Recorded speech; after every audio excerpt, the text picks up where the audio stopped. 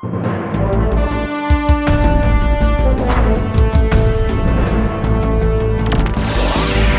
and welcome to the best of Hindsight Tonight. I'm Damian Muziani, and here is this week's theme. Enjoy.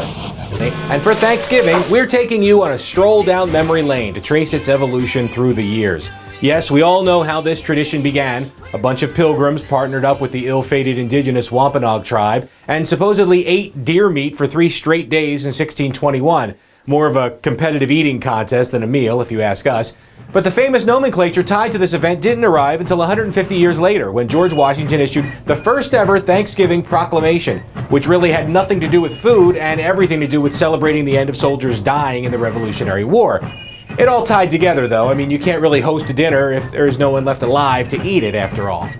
Fast forward to 1863, and Abraham Lincoln officially made Thanksgiving a national holiday, setting the table for what we now associate with boring morning parades, closed banks, no mail delivery, and late-night shopping fistfights that we cherish and hold so dearly today. But in between George and Abe was someone who fought so hard for her cause, she became known as the mother of Thanksgiving. No, not Martha Stewart. She's the mother of potpourri, I believe. I refer to Sarah Josepha Hale, who began a PR campaign for national recognition of the holiday in 1827 and didn't stop until her wish was granted 37 years later, nearly a lifetime in the 19th century. It was Sarah's idea to annually place the holiday on the last Thursday of November, where it was then celebrated every year until that crazy FDR guy moved it up 7 days during the Depression to encourage Christmas spending. Yeah, that idea sucked, by the way. Not only did 7 extra shopping days do nothing for Americans that were already broke, but 16 states just refused to move the holiday altogether. So you had some people who crossed state lines to celebrate Thanksgiving twice.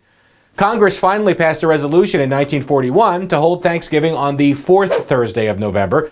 Of course, then America went to war with Japan, so 16 million servicemen and women suddenly weren't home to celebrate at all. But by that time, Thanksgiving had a new appeal to strengthen the tradition: pro football. Detroit Lions owner George Richards was trying to find a way to boost ticket sales, and he persuaded NBC to broadcast a game against the Chicago Bears nationally on Turkey Day, and it was a ratings blockbuster. Suddenly, football games on radio and TV became an annual presence at Thanksgiving homes across America, a kind of escape plan for people who couldn't stand being with their families to begin with, so they shifted focus to watch the NFL and then the annual Godfather Marathon on AMC. Oh, and before I forget, I'm also thankful this week for the recognition Hindsight has received from the fine judges at the Davey and W3 Awards, who bestowed us with trophies on our overall production and copywriting, respectively. I really don't know who these people are, but it's very cool to be acknowledged, and these statues are kind of badass, honestly. But most of all, we're thankful to all of our viewers who give us 3 minutes of their time every week. Thanks for watching, and we'll see you next week with more of the best of Hindsight Tonight.